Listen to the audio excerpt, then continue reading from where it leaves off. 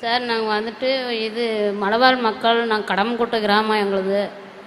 மலை 4 கிலோமீட்டர் மலை ஏறி மலை இறங்கணும். எங்களுக்கு வந்து ரோடு வசதி இல்லை. அதனால் வந்துட்டு நாங்கள் இது ஒரு குழந்தைங்க கன்சீவாக இருக்கிறவங்கெல்லாம் அவ்வளோ சீக்கிரம் வந்து ஹாஸ்பிட்டல் மருந்து மாத்திரை பார்க்க முடியாது. அதனால் வந்துட்டு சார் வந்து என்ன சொன்னாங்க, இது சார் வந்துட்டு சரி இப்படியெல்லாம் ஒரு கொடூரமான இடத்துல இருக்கிறாங்களே, அவங்கள என்ன பண்ணுறது அப்படின்னு சொல்லிட்டு அவங்களே வந்து பார்த்து இப்போ ரெகுலராக வந்து பிபி மாத்திரை எல்லாமே செக் பண்ணுறாங்க, எல்லாமே பார்க்குறாங்க.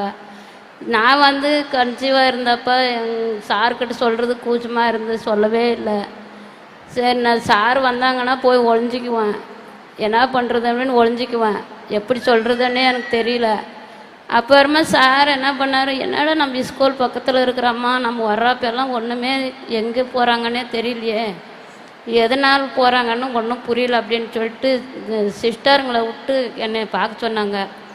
பார்த்ததுமே சிஸ்டர் வந்து என்னவோ அவங்க முகமெல்லாம் வீங்கிருக்கு, கை கால் வீங்கிருக்கு, அவங்களுக்கு வந்து ப்ரெட்டு கொஞ்சம் கம்மியாக இருக்குங்க சார், என்ன பண்ணுறதுன்னு ஒன்றும் தெரியல, அவங்கள பார்த்தே ஆகணும், பாவம் 7 குழந்தைங்கள வச்சுக்கிட்டு அந்த அம்மா என்ன கஷ்டப்படும், அவங்களுக்கு வந்து எந்த வசதியுமே இல்லை, நம்மளே தவிர நம்ம யாரும் பார்க்க முடியாது அவங்கள வந்து அப்படின்னு சொல்லிட்டு அவங்களே பேசிக்கின்னு வந்து சார் என்கிட்ட எதுவுமே பேசலை, அப்படியே குட்டோடு இறங்கி வந்துட்டார். வந்து பாதி வழியில் வந்துட்டு சரி நம்ம இப்படியெல்லாம் அந்த அம்மாலே கூப்பிட்டா வராது, பயம், ஹாஸ்பிட்டல்னாவே எங்களுக்கு பயம், காட்டிலே இருந்ததுனால எங்களுக்கெல்லாம் பயமாக இருக்கும். சாருங்க நல்லா வெள்ளையாக ஷர்ட்டு போட்டுன்னு வந்தாவே எங்களுக்கு பயம். அதனால் வந்துட்டு நாங்கள் என்ன எப்படி நம்ம போகிறது அப்படின்னு எங்கள் ஊரில் எல்லாமே பேசுவாங்க. நம்ம இங்கே இருந்தால் கூட நம்ம ஹாஸ்பிட்டல் போகக்கூடாது, என்ன பண்ணுவாங்களோ ஏது பண்ணுவாங்களோ அப்படின்னு பயம் நிறையா பேருக்கு எங்கள் ஊரில் இருக்கிறவங்களுக்கு. அங்கே வந்து யாருமே வர்றதில்ல, மலை ஏறி 4 கிலோமீட்டருக்கு மேல் வரணும், மேடு ஏறி. அதனால் வந்துட்டு சார் இவ்வளோ இதே இடத்துல நம்ம இப்படி வந்து கண்ணில் பார்த்துட்டு நம்ம விட்டுட்டு போகக்கூடாதுன்னு சொல்லிட்டு கலெக்டர் சார் மூலமா போலீஸ் பாதுகாப்போடு என்னை கூட்டின்னு போய் தருமபுரியில் வந்து என்னை காப்பாற்றி இந்த நிலைமைக்கு நல்லா பண்ணி விட்டுனுக்குறாங்க. இப்போ நல்லா இருக்கிறேன் நான். உலகத்திலேயே போலீஸ் பாதுகாப்போட மருத்துவமனைக்கு போன ஒரே ஆள் நீங்க தான். ஆமா சார், எனக்கு பயம். டாக்டர் சார், ராஜேஷ் சார் வந்து கூட எனக்கு பயமா தான் இருந்துச்சு. இருங்க நான் டாக்டர் சார் கிட்ட கேக்குறேன், உங்க பயத்தை எப்படி போக்குனாருன்னு கேக்குறேன்.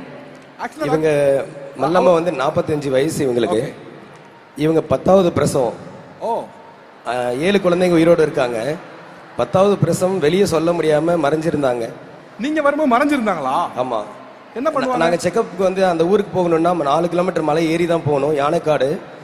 மாதம் அங்கே நம்ம டீமோட மொத்தமாக போவோம், ஏன்னா பயம், யானை பயம்ன்றதுனால டீமோட போவோம்.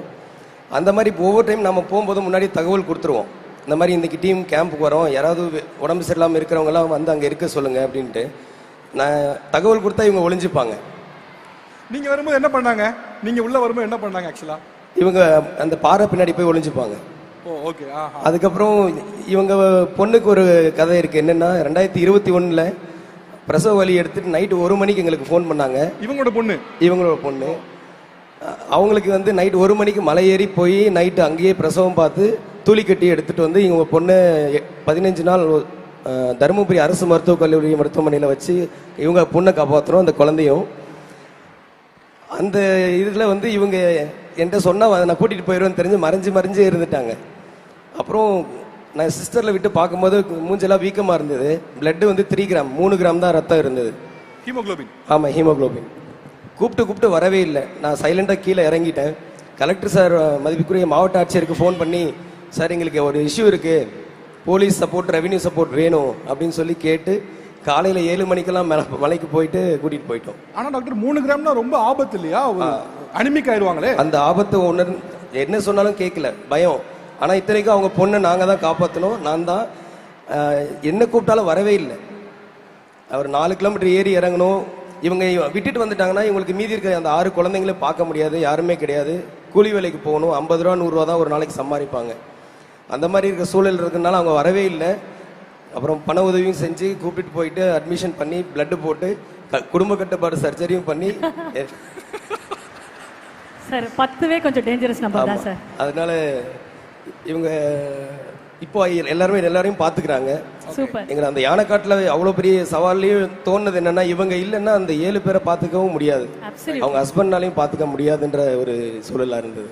அம்மா, முதல் முறையா அந்த டாக்டரை பார்த்து பயந்தீங்கல்ல, இப்ப அந்த டாக்டர் உங்களுக்கு யாரு? சாமி மாறிங்க சார்.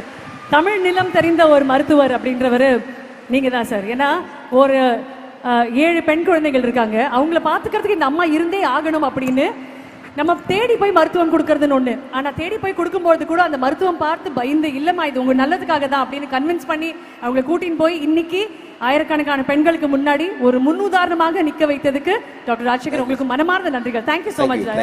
Absolutely appreciate.